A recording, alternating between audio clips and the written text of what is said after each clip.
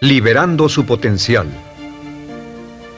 Hablando de potencial humano, ¿alguna vez se han preguntado a qué se debe la gran disparidad de resultados y desempeño entre una persona y otra? Una persona que percibe $250,000 anuales no es 10 veces más astuta ni mejor que una persona que percibe $25,000 anuales. ¿Por qué la diferencia de 10 veces sus ingresos? Y si tomamos a una persona que percibe $2,5 millones al año, ¿será esa persona 100 veces mejor, más astuta que la persona que gana $250,000? Imposible. En un estudio reciente de coeficiente intelectual probaron a 1,000 personas de una cierta población y llegaron a la conclusión de que la mejor persona entre los 1,000 solo era 2,5 veces más astuta que la persona de menor coeficiente intelectual. Solo 2,5 veces la disparidad, y tal vez eso sea con toda la población. ¿A qué supone que se debe la diferencia? Al hablar de potencial humano, llegamos a una fórmula que deduje hace algunos años. Tal vez eso lo explique un poco. La fórmula comienza con lo que llamamos AI, o sea, atributos innatos, las cualidades, la inteligencia, la habilidad, el temperamento, cosas con las que se nace que no pueden cambiarse mucho. Además de los atributos adquiridos. Estos atributos son muy importantes, son su educación, su capacitación, sus capacidades, su experiencia, conocimiento, sabiduría, etc., multiplicado por A, que es su actitud, es igual al potencial humano individual o al desempeño humano individual o resultados individuales humanos. Ahora, de estos tres, los atributos innatos se traen desde el nacimiento. Los adquiridos pueden cambiarse, pero se necesita cierto tiempo para ello, aunque a veces cambiamos muy rápidamente. Cierta información valiosa puede cambiar dramáticamente su eficacia, pero las actitudes pueden aumentarse o disminuirse dramáticamente en segundos. Cada vez que mejoramos nuestra actitud, multiplicamos todas nuestras capacidades. Una actitud ha sido llamada acertadamente el lenguaje más importante del ser humano, la palabra más importante del idioma en el humano. Todo lo que hacemos en la vida, según un estudio en Harvard entre estudiantes ejecutivos, será en un 85% de actitudes. Un 85% de su éxito estará determinado por su actitud. Eso significa que está determinado por cuán positivo o cuánta actitud mental positiva se tenga. Las personas con actitudes mentales positivas tienden a avanzar más rápidamente, se mueven hacia la cima en organizaciones valiosas, ganan más dinero, sacan más satisfacción de la vida. Una actitud mental positiva no significa que baile por las calles y arroje flores. Solo significa que tome una actitud constructiva en general o se aproxime hacia su trabajo, su vida, sus problemas, relaciones, etc. Según el informe Cox de las empresas americanas, según la revista Success, un 85% o más de todo lo que se logra se debe a la actitud. Y la pregunta es, ¿de dónde vienen las actitudes? Las actitudes vienen de las expectativas. Muy simple, ya hablamos de eso. Y una forma muy poderosa de mejorar su actitud instantáneamente es decir, aunque no lo crea, pienso que algo maravilloso va a ocurrirme hoy. Como dijimos antes, nuestras expectativas sobre los desenlaces determinan nuestra actitud. Si espera que las cosas salgan bien, tendrá una actitud positiva. Si espera que salgan mal, tendrá una actitud negativa. Y lo maravilloso es que podemos fabricar nuestras expectativas. Podemos esperar lo que deseamos. Podemos esperar cosas buenas, cosas malas, y no nos decepcionaremos.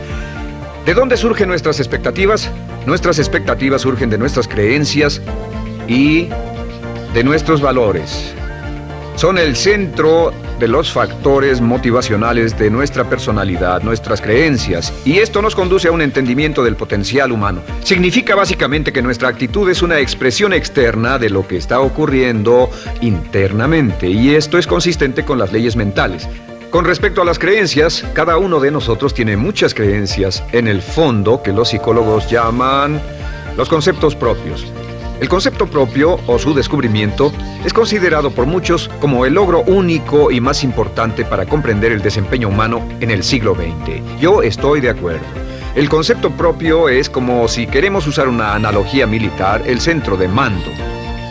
O si queremos usar una analogía técnica, es el programa central de su computadora básica. Es un grupo de creencias, valores, actitudes, sentimientos, ideas, etc., almacenadas en el fondo de nosotros y son el resultado de casi todas las experiencias que hemos tenido en la vida. Y algunos investigadores dicen que el concepto propio comienza a formarse aún antes del nacimiento, pero el concepto propio, una vez colocado, precede, predice y determina sus niveles de eficacia y desempeño en todas las áreas de nuestra vida. El concepto propio se convierte en el centro de mando o el programa maestro.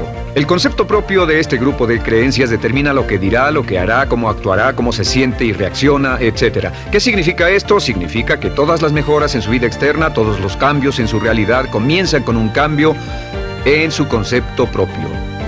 Les voy a explicar lo que significa. Esta es una gráfica muy simple. Hablamos de potencial humano y decimos que la persona promedio usa un 10% o menos de su potencial. Según investigaciones, tal vez es mucho menos. El Instituto Stanford Brain en Santa Clara, California, estima que tal vez se aproxime a un 2%. Seremos generosos y diremos que la persona promedio usa un 10%. Significa que en los mejores casos, la mayoría, como usted o yo, no usamos un 90% de nuestro potencial. Uno de los mejores filósofos, Oliver Wendell Holmes, dice que la tragedia de la persona promedio es que llegan a la tumba con su música aún por dentro. Aún están funcionando con mucho menos de su potencial total. Y esto es el potencial humano. Sabemos que existe una relación directa entre el potencial humano y el concepto propio. Pero como nuestros conceptos propios o nuestras estimaciones de nosotros mismos generalmente son mucho menores de lo que debieran ser, nuestro nivel de desempeño y eficacia también es menor. Sabemos que nuestro concepto propio es altamente subjetivo. ¿Qué significa esto? Significa que el concepto propio, lo que pensamos que es cierto sobre nosotros mismos, no está basado en la realidad, está basado en información que hemos tomado y aceptado como cierto, hasta el grado en que creemos lo que sea de nosotros mismos y se vuelve cierto para nosotros porque actuamos de una forma consistente con ello. Algunas personas que leen sus horóscopos y creen en horóscopos predicen su futuro. Hay algunas personas que toman la crítica y las opiniones de otros a quienes ni siquiera respetan y hacen suyas esas ideas, dando un resultado muy negativo. Lo que piense, lo que acepte como cierto, se vuelve cierto para usted. También sabemos que como adultos tenemos una variedad de conceptos propios. Tenemos un concepto propio de cómo vestirnos, cuánto pesamos, lo que comemos, lo bien que podemos hablar en público, qué tipo de padres somos, qué tipo de hijos somos con nuestros padres, qué tipo de esposo o esposa somos, qué tipo de amante, de conductor. Lo interesante de manejar es que todos los hombres tienen un concepto muy positivo con respecto a esto. Las mujeres no entienden esto, pero los hombres nacen con un genio inherente para manejar. Todos los hombres son choferes excelentes. Si no lo creen, todo lo que tienen que hacer las mujeres que están viendo esto es pensar en la última vez que trataron de corregir la forma de conducir de un hombre y recordarán que no obtuvieron buenas respuestas. ¿Cómo respondemos ante alguien que desafía nuestro concepto propio, sugiriendo que no somos las personas que pensamos ser? Estamos a la defensiva, nos enfadamos, nos irritamos, es difícil que nos traten.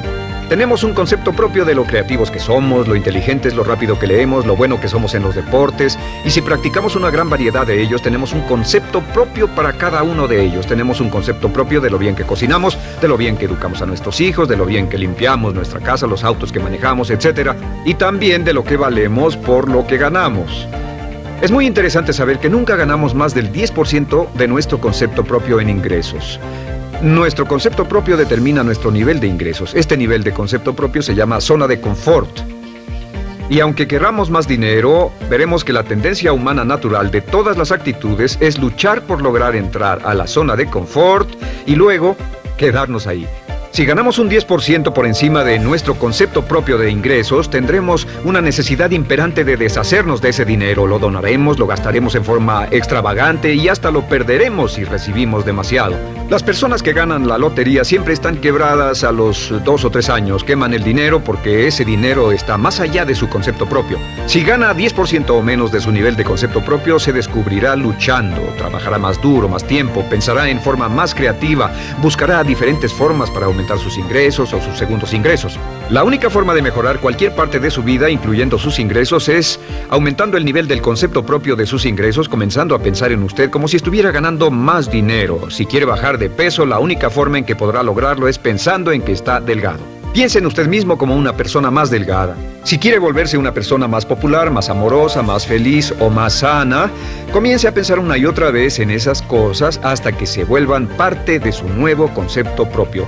Hablaremos de eso más adelante. Es una parte esencial de la programación de su mente hacia el éxito. Su concepto propio global está determinado por el promedio de sus conceptos propios en las áreas que considere importantes. Ahora, su concepto propio está formado de 3 partes críticas. La primera parte del concepto propio es el ideal propio. El ideal propio es la persona que más desearía ser, es su idea de lo que constituye un ganador, es su visión ideal de lo mejor que puede ser usted. Nada más, una de las cosas que sabemos de las personas con éxito es que las personas con éxito tienen ideales propios muy claros, ideales claros de quién quieren ser en el futuro. Las que no tienen éxito tienen ideales muy vagos. El número 2 es la autoimagen. La autoimagen es como un retrato de cómo se ve a sí mismo y lo que piensa de sí mismo. La autoimagen es el espejo interno, es como se percibe a sí mismo ahora en su desempeño actual, en forma cotidiana. La tercera parte es su autoestima. Su autoestima es cómo se siente consigo mismo. Cómo se siente consigo mismo es la fuerza motriz, el motor, la fuerza poderosa dentro de su subconsciente. Es la fuerza de energía dentro de su concepto propio y determina casi todo lo que le pasa. La mejor definición de autoestima es cuánto se agrada a sí mismo. Cuánto se agrada a sí mismo como esposo, cuánto se agrada a sí mismo como empleado, cuánto se agrada a sí mismo como jefe, como inversionista, como orador profesional, como atleta, etc. Según se agrade a sí mismo, su nivel de autoestima, su sentimiento emocional global respecto a cualquier área de su vida determina su desempeño y su eficacia en dicha área. Lo sorprendente es que se convierte en lo que piensa, su concepto propio es maleable, su autoestima puede formarse repitiendo una y otra vez: me agrada mi persona, me agrada mi persona, me agrada mi persona. Me agrada mi persona, me agrada mi persona, me agrada mi persona. Entre más se repita me agrada mi persona, me agrada mi persona, entre más lo repita una y otra vez, más crecerá su autoestima, y entre más crezca su autoestima, más crecerá su concepto propio global. Cuando crezca su concepto propio global, su desempeño será mejor en todo lo demás que emprenda. Cada vez que diga me agrada mi persona, me agrada mi persona, me agrada mi persona, me agrada mi persona, me agrada, será como bombearse psicológicamente. Todo lo que pase que haga que su autoestima suba hará que se comporte mejor. Todo lo que haga que su autoestima baje hará que se comporte peor, que cometa errores, que sea infeliz, etc. Un punto crítico de agradarse a sí mismo, sobre autoestima y agradarse a sí mismo, es que, número 1, nunca puede querer a nadie más de lo que se quiere a sí mismo. Que su nivel de autoestima es determinante de la calidad de relaciones que tenga con los demás. Y número 2 es que nunca puede esperar que nadie más lo quiera o respete más de lo que se respeta a sí mismo. Cuanto se agrade o se respete a sí mismo determina sus actitudes hacia usted. Todas las escuelas de psicología actualmente están de acuerdo en el hecho de que depende de lo que usted realmente se quiera y se respete a sí mismo como un ser humano valioso e importante, tiene efecto sobre todo lo que le pase. Cuánto se agrade a sí mismo, y lo que puede hacer es mejorar su autoestima diciendo me agrada mi persona, me agrada mi persona, me agrada mi persona, me agrada mi persona. Y esto nos lleva a la pregunta, ¿de dónde viene el concepto de autoestima? Y descubrimos que el concepto propio es maleable, puesto que no nace con este concepto propio, no nace con ninguna idea sobre sí mismo, no nace con autoimagen ni autoestima, nace en cierto modo como potencial propio. Es la mejor forma de plantearlo. La persona promedio llega al mundo como potencial puro. Y no tiene el concepto propio de que todo lo que es ahora, todo sentimiento que tiene, toda actitud o valor, tuvo que aprenderlo en el transcurso de su vida. También sabemos que el niño llega al mundo con una necesidad imperante de amor y contacto. Y como una gran cantidad de investigaciones lo indican, necesitamos mucho amor y contacto durante toda nuestra vida, pero en especial durante nuestros años de formación, porque de niños aprendemos quiénes somos, cuánto valemos, si somos importantes, inteligentes, amorosos, chistosos.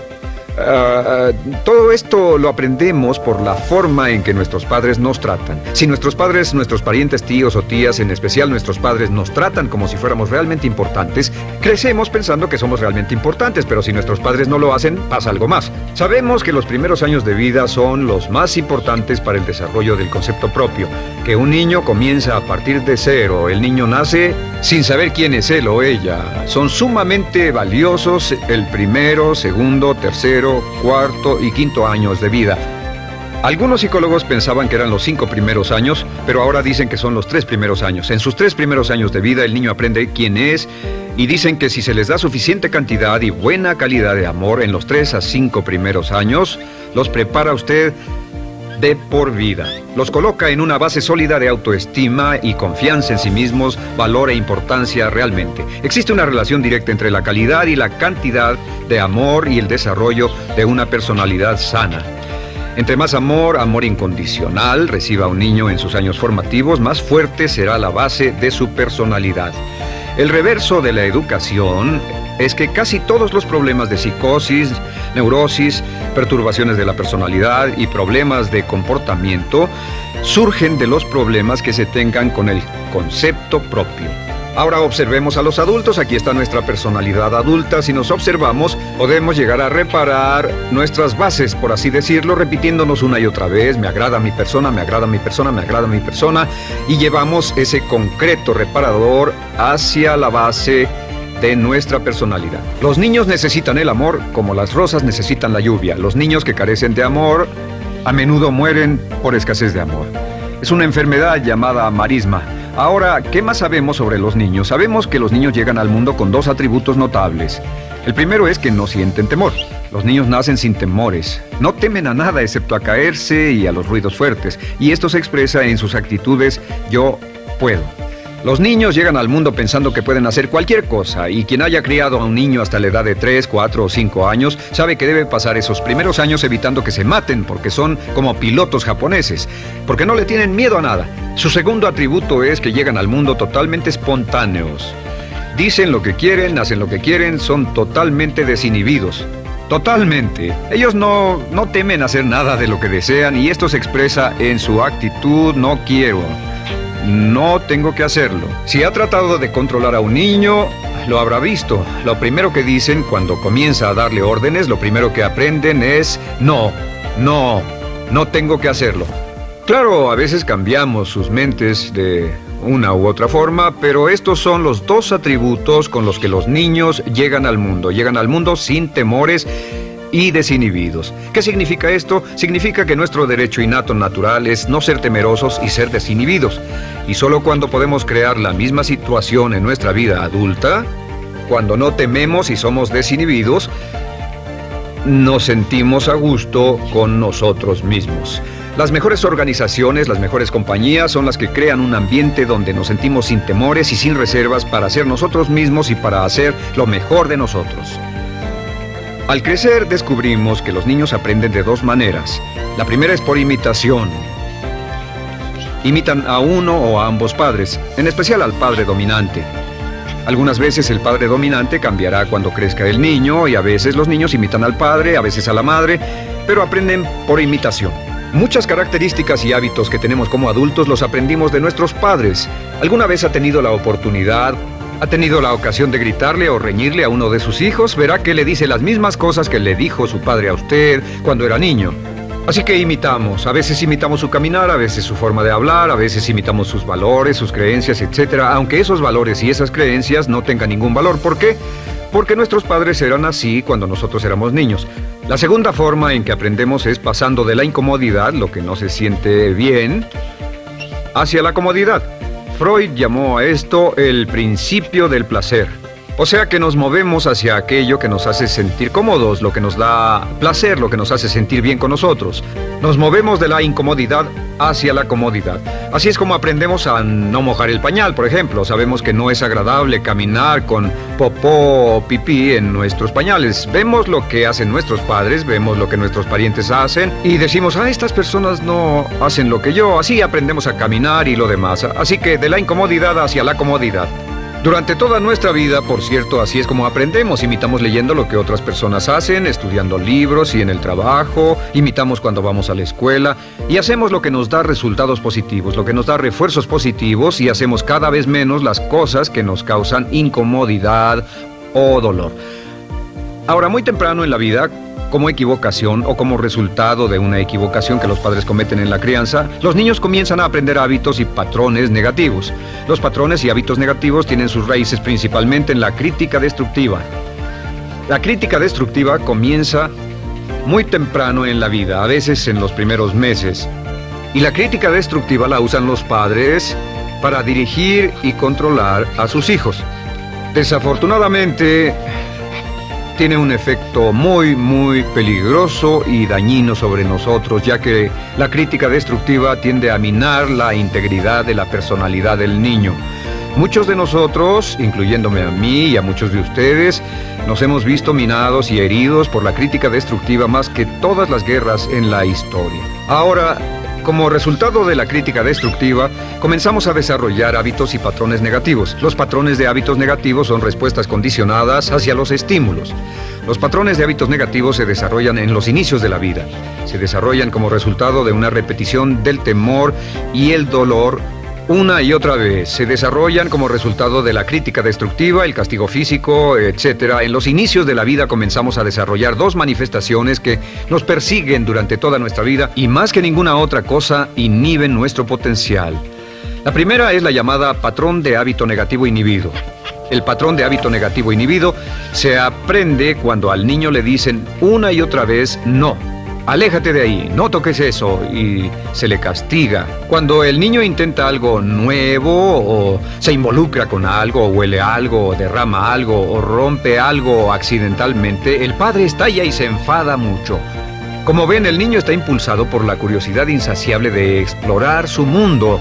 Y lo que pasa es que cuando lo explora o se interesa y echa a perder algo, si el padre reacciona golpeando al niño, el niño comienza a pensar: cada vez que intento algo nuevo, cada vez que intento algo diferente, cada vez que voy más allá de mis límites, cada vez que me salgo de mi zona de comodidad, cada vez que no juego sanamente, me golpean, me castigan, me lastiman, me envían a mi alcoba y me siento mal. Y muy pronto el niño desarrolla el sentimiento de no puedo, no puedo.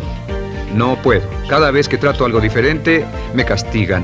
No puedo, no puedo, no puedo. Es como la respuesta de Pavlov. Pavlov sonaba la campana y le daba de comer a un perro, y el perro salivaba y Pavlov alimentaba al perro. Mientras sonaba la campana, el perro salivaba y siguió haciendo eso, y después Pavlov solo sonaba la campana y el perro salivaba. Lo que pasa en la vida adulta es que esto crea lo que llamamos temor al fracaso. El temor al fracaso es una respuesta condicionada a un proceso de crítica destructiva que ocurre en los primeros 5 o 6 años de la vida. El temor al fracaso automáticamente nos activa, nos sentimos ansiosos, tensos, intranquilos, sentimos presiones y estrés en nuestro plexo solar, sentimos ganas de retirarnos del evento, y el temor al fracaso es la razón principal por los fracasos en la vida adulta. Es la razón principal por la que evitamos cumplir plenamente nuestro potencial. De hecho, todos los patrones de hábitos negativos se experimentan en el cuerpo físico. Puedes saber cuál es un patrón de hábito negativo porque se siente en el cuerpo físico, precisamente. El patrón de hábito negativo inhibido, el temor al fracaso, el no puedo, ocurre primero que todo en el plexo solar. ¿Ha tenido la ocasión donde debe hablar frente a un grupo, debe ir a una revisión de su desempeño o debe hacer una llamada determinante? Primero su plexo solar se aprieta. Si el temor continúa, su respiración se acelera. Su corazón comienza a latir apresuradamente, su frecuencia respiratoria aumenta y le duele la cabeza como migraña en la parte frontal, su garganta se le cierra y no puede hablar y se le seca la boca por completo, y como se pone tan tenso y asustado, va corriendo al baño.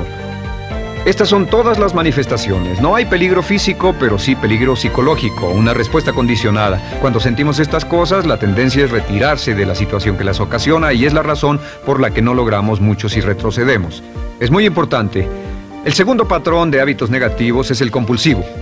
El patrón de hábito negativo compulsivo se aprende cuando a los niños se les dice una y otra vez: más vale que lo hagas. Si no lo haces, tendrás problemas o me las pagarás. A los niños se les convierte en recipientes del amor condicionado. Los padres no intentan hacer esto, pero lo que hacen es sugerirle al niño: no te amo, por lo tanto no estás a salvo, a menos y hasta que hagas lo que yo quiero.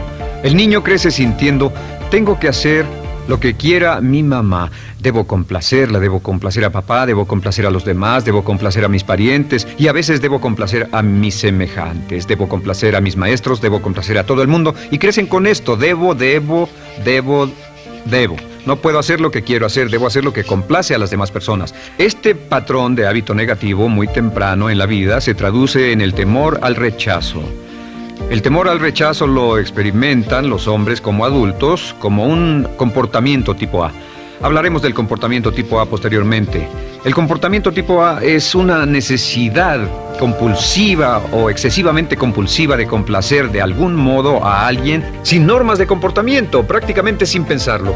El temor al rechazo nos impulsa, nos hace muy sensibles a las necesidades de los demás. Hacemos cosas que otras personas quieren, no hacemos lo que nosotros queremos. Siempre estamos tratando de complacer a los demás. Tenemos preocupaciones o nos importan las opiniones, sentimientos y actitudes de otros hasta el punto donde ocultamos nuestras necesidades. El temor al rechazo se siente en la columna del cuerpo. Se divide el cuerpo a la mitad y se siente hacia abajo en la mitad posterior del cuerpo. El primer lugar donde comienza a sentirse el temor al rechazo es generalmente en los hombros y el cuello. Nos sentimos entumidos, duros, tensos. Cuando tenemos mucho que hacer sentiremos un estrés tremendo en la columna. Los músculos se estiran en la parte posterior. A veces se manifestará como flebitis y venas varicosas y a menudo nos darán dolores de cabeza en la parte posterior de esta porque las arterias carótidas que llevan la sangre hasta la cabeza, los músculos a su alrededor se contraen y la cantidad de sangre que fluye hacia la cabeza fluye más lentamente y se siente un terrible dolor de cabeza en la parte posterior. Estos dos temores, los patrones de hábitos negativos compulsivos, el compulsivo y el inhibitorio, son resultado de la crítica destructiva, el gran destructor de la personalidad que nos persigue durante toda la vida. Y lo maravilloso de todo esto es que como son patrones de hábitos aprendidos, podemos olvidarlos. Podemos acabar con el temor al fracaso que nos detiene. Podemos acabar con el temor al rechazo que hace que hagamos cosas que complacen a los demás en vez de complacernos a nosotros, trabajando con nuestra propia autoestima. Porque existe una relación inversa entre la autoestima y el patrón de hábitos negativos. Porque entre más se agrade a sí mismo, menos teme al fracaso. Entre más se agrade a sí mismo, menos teme al rechazo. Entre más se agrade a sí mismo, menos temerá a cualquier cosa. Y si sigue repitiendo, me agrada mi persona, me agrada mi persona, me agrada mi persona una y otra vez, si sigue diciendo esto, con el tiempo su autoestima sube más y más y más y más y sus temores desde luego bajan. Cuando su autoestima sube, sus temores van en dirección opuesta. Ahora, ¿cómo enfrentar la crítica destructiva si debe criticar a otras personas? Pues eso es muy simple. Muchos padres nos han preguntado eso. ¿Cómo se controla a los niños? Una de las claves para controlar a los niños es dirigirlos para que hagan algo constructivo en lugar de hacer algo destructivo. Otra cosa que debe recordarse es que lo que quiere hacer es que quiere dar una crítica informativa, crítica constructiva, lo que significa que se les dice a los niños lo que pueden hacer o a los adultos lo que pueden hacer mejor. Todo el propósito de dar retroalimentación de cualquier tipo es mejorar el desempeño. Si es padre o si es jefe o si es una persona en una relación, si una persona está haciendo algo malo o inadecuado, todo el propósito de darles cualquier tipo de retroalimentación es para que puedan hacerlo mejor. Sin embargo, existe una relación directa entre la autoestima y la crítica destructiva. Cada vez que se critica a una persona, su autoestima baja. Y cada vez que su autoestima baja, su habilidad para desempeñarse baja. Si critica a una persona en forma destructiva demasiado tiempo, llegará a un punto donde no intentarán nada. Se convierte en lo que llamamos hipersensible. Un adulto hipersensible es aquel que no puede aceptar críticas de nadie. Un adulto hipersensible es una persona que está muy tensa, ansiosa, si siquiera sugiere que no está haciendo lo correcto. Si trata con un adulto hipersensible, la clave es sentarlo y recordar 4 cosas. Número 1, comenzar con alabanzas. Número 2, proteja la autoestima de la persona a toda costa. Número 3, discuta el desempeño y no a la persona. Hable del comportamiento más que de la persona. Y número 4 es enfocarse hacia el futuro en vez de en el pasado. Enfóquese hacia lo que va a hacerse en forma diferente en el futuro en vez de lo que pasó en el pasado. ¿Por qué? Una razón muy simple, porque una persona no puede controlar el pasado. Al no poder controlar el pasado, cualquier crítica de lo que han hecho en el pasado les da un estrés tremendo y frustración. Así que en resumen, la clave del éxito en la vida es una actitud mental positiva. Una actitud mental positiva se basa en expectativas de éxito, de una serie de expectativas positivas. Esa serie de expectativas positivas se basa en sus creencias y en su concepto de sí mismo. El centro de su concepto propio que determina su eficacia en la vida es su autoestima Y su autoestima se mide por cuanto se valore a sí mismo. Las dos cosas que nos frenan más que nada son el temor al fracaso y el temor al rechazo. Y uno de nuestros secretos centrales de éxito es este: conviértase en un organismo generador de autoestima perpetua. Haga continuamente cosas para usted mismo, hacia sí mismo en su vida, que hagan que se agrade a sí mismo, que se ame, que se acepte, que se respete, que hagan que se sienta fantástico con usted mismo. Si es un jefe o un padre, no olvide que la clave para el máximo desempeño en su hogar y en su trabajo es hacer que las personas se sientan maravillosamente consigo mismas. Entre mejor se sienta consigo mismo y más se agrade, más probable será que logre que las personas a su alrededor lo quieran, lo acepten, lo respeten, se respeten.